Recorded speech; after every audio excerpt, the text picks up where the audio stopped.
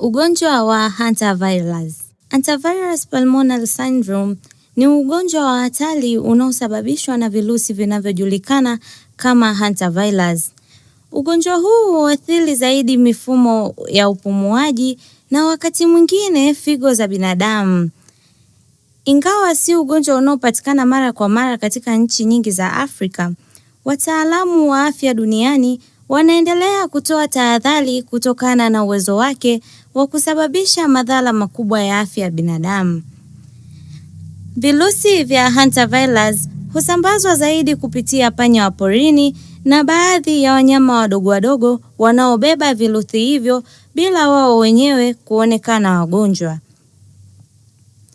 Binadamu huweza kupata maambukizi baada ya kugusa au kuvuta hewa yenye chembechembe kutoka kwenye mkojo, kinyesi au mate ya panya walioambukizwa.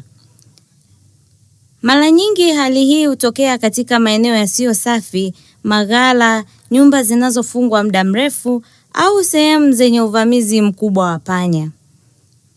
Dalili za ugonjwa huu huanza kama mafua ya kawaida. Mgonjwa anaweza kupata homa kali, maumivu ya misuli, uchovu mkubwa, kuumwa kwa kichwa pamoja na kichefuchefu.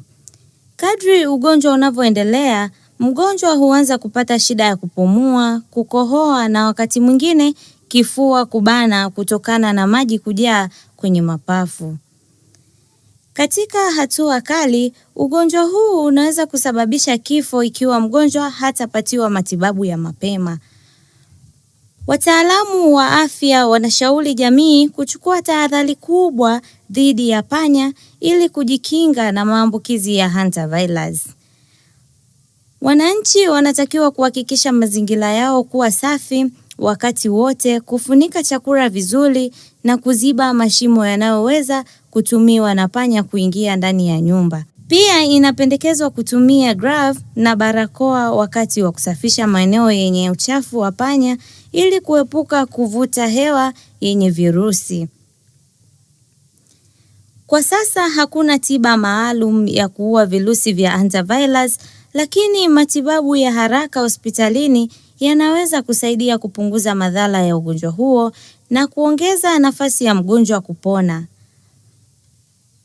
Madaktari hushauri mtu yoyote anayepata dalili zinazofanana na ugonjwa huu, hasa baada ya kuwa karibu na mazingira yenye panya wengi, kuwahi hospitalini kwa uchunguzi na matibabu.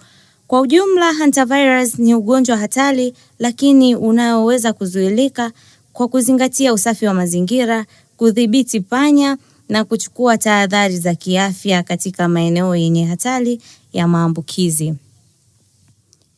Hata hivyo, mashirika husika ya afya duniani yanaendelea kutoa tahadhari kwa wananchi na raia, pia kuonya jamii kutoa taarifa zisizo sahihi.